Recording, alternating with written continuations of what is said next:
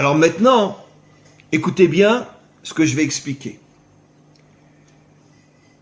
Il y avait, dès le départ, deux peuples qui avaient été choisis par le Maître du monde pour être les acteurs premiers et principaux du dévoilement de Dieu dans ce monde. Le premier, évidemment, Israël. C'est la raison pour laquelle Israël a reçu la Torah, car tout le but profond, véritable, essentiel et authentique de la Torah, c'est dévoiler la royauté de Dieu dans ce monde. Comme les prophètes le disent, en ce jour, Dieu sera roi sur toute la terre. Maintenant, Israël a reçu la Torah encore une fois, dans le but, grâce à la Torah, de finir par dévoiler un jour la royauté d'Hachem qui sera reconnue par l'humanité tout entière. Maintenant, tenez-vous bien, il y a un autre peuple qui lui aussi a reçu cette mission, et bien c'est le peuple africain. Et je vais le prouver. Vous allez dire, il est complètement fou ce rave, quel rapport avec les Africains? Eh bien, je vais vous le prouver, mes amis. Mais d'abord, je vais vous expliquer quelque chose.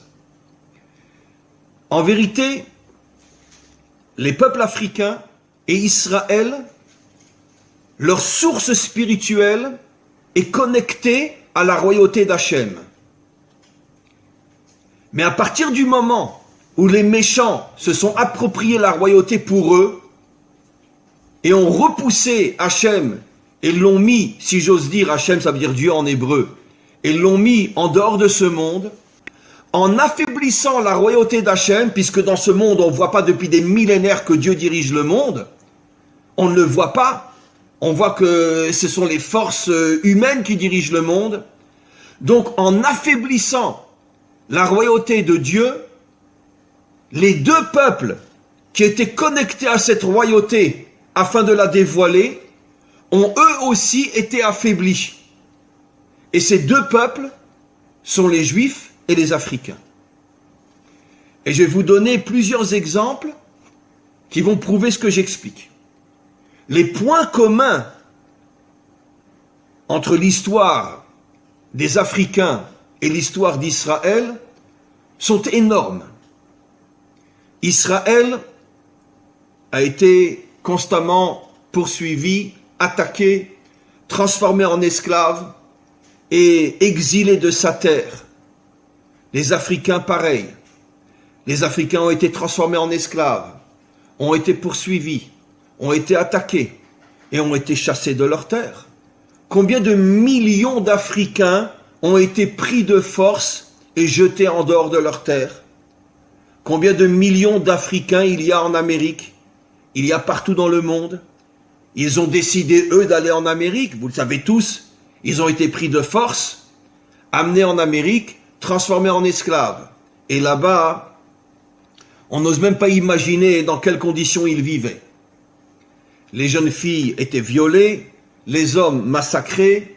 Rien que le voyage entre l'Afrique et l'Amérique, tous ceux qui étaient malades et qui étaient faibles étaient jetés par-dessus le bord, jetés aux requins dans la mer. Et tout ce qui a été censuré, tout ce qu'on ne sait pas et qu'on ne saura peut-être jamais. Mais on voit donc que sur plusieurs points, il y a une ressemblance énorme entre le peuple africain et le peuple juif. Les Juifs ont été esclaves en Égypte.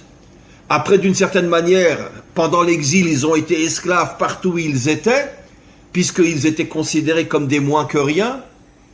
Et exilés de leur terre, de force bien sûr. La même histoire pour les Africains. Je sais que je me répète, mais c'est important.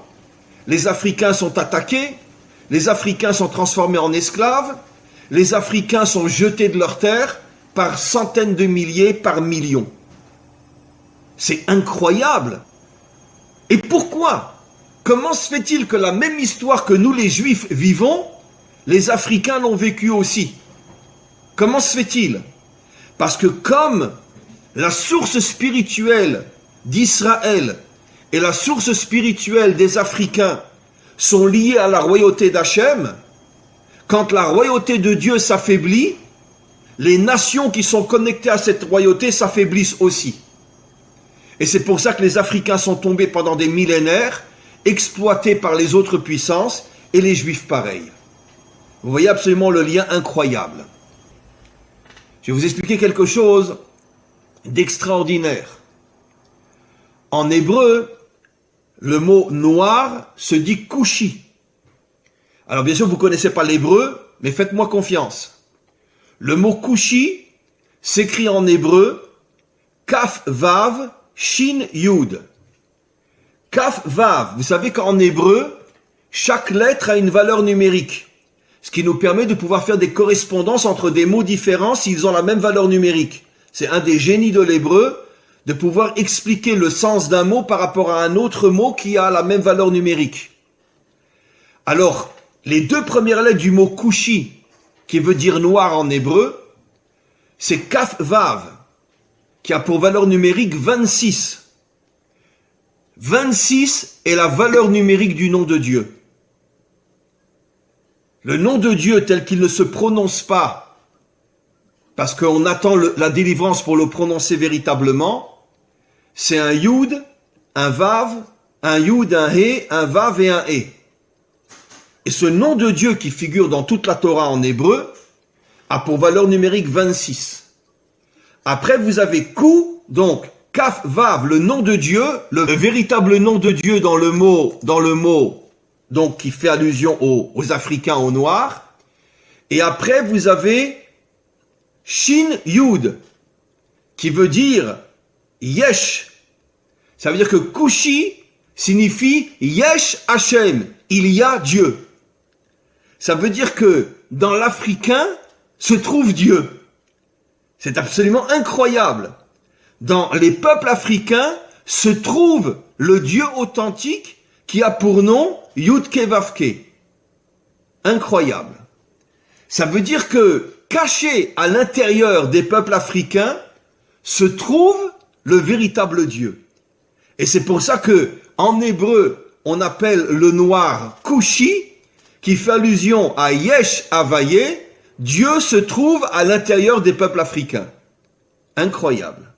Incroyable. On va aller plus loin. Là, vous vous tenez bien, vous attachez vos ceintures pour pas tomber. Le mot Mashiach. Mashiach en hébreu, c'est le Messie.